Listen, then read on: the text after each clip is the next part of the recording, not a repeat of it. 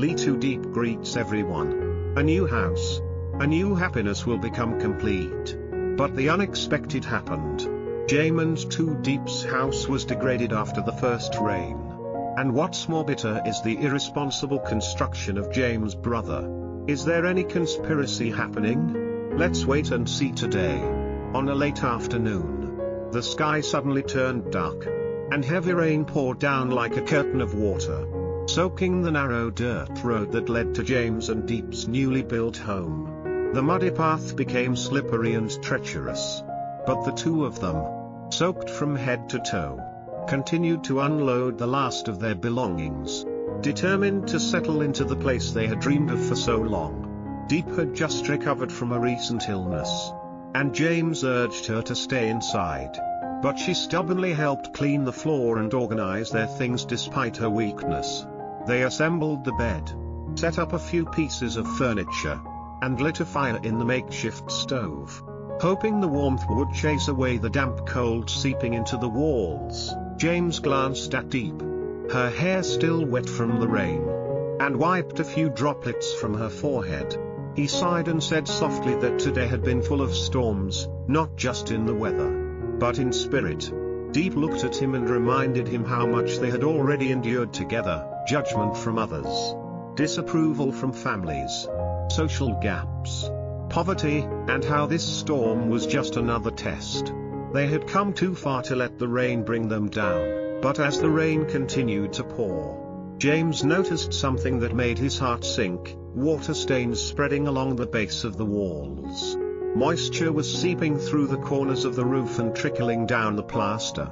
The wooden floorboards were beginning to warp. This house, their dream home, was only recently finished. How could it already be falling apart? James had entrusted the construction to a local crew introduced by a man named Long, who had boasted about building many villas. Believing in him, James didn't supervise closely. Now, the shortcuts and carelessness were becoming painfully clear. When James asked around, the villagers told him the crew had already left the area, and no one knew where to find them. The kitchen was leaking, the plaster cracked in places, and the doors made of cheap timber were swelling from the moisture. James didn't say much. He just stared at the walls and tightened his grip. He felt responsible, not just for the money he had lost but for letting Diep walk into a home that wasn't safe, that wasn't worthy of her dreams. The next morning, James brought in a structural engineer from the town to inspect the house. The results were harsh. The foundation was improperly laid, waterproofing was missing, the walls were poorly finished, and materials had clearly been downgraded. This wasn't a mistake, it was betrayal. James sat in silence, the storm from the night before still lingering in his chest.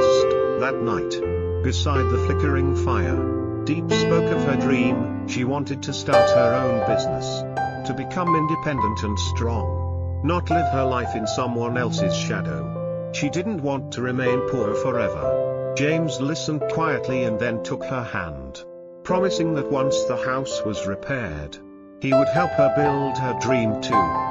He had once run an agricultural company, so he knew how businesses worked, and he believed that if Diep had the determination, she could do it. Her eyes lit up with hope. She said she would change how she dressed, how she spoke, how she thought, because she wanted to become a woman worthy of standing next to him. She repeated the words he had once told her: being born poor is not your fault, but dying poor is. The next day, a man named John appeared. He was an old acquaintance of James, someone who had just returned from serving time in prison. He offered to help carry some doors up the hill. Though ashamed of his past, John was honest and hard-working. When Diep and James learned he had no job or home, they offered him their chickens to raise, a small start so he could earn something on his own.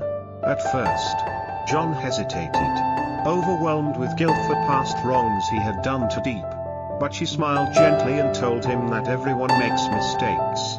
What mattered was the path he chose now. They treated him not as a criminal, but as a friend. Later, as the rain cleared and the air turned crisp, James and Diep stood outside. Their hands dirty, their clothes still damp, and their hearts heavier than when they first arrived.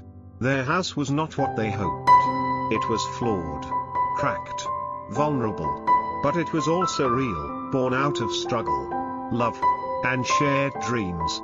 Diep looked at James and whispered that no matter what, they would rebuild it together. That night, after washing up and changing into dry clothes, they sat down to a simple meal of boiled chicken and hot soup. It wasn't much, but it felt like a feast. They held hands, closed their eyes, and gave thanks to God, to life, and to each other. The walls may have leaked, the roof may have faltered, but their love stood firm. This house, for all its imperfections, was theirs, and it would become strong, just like them.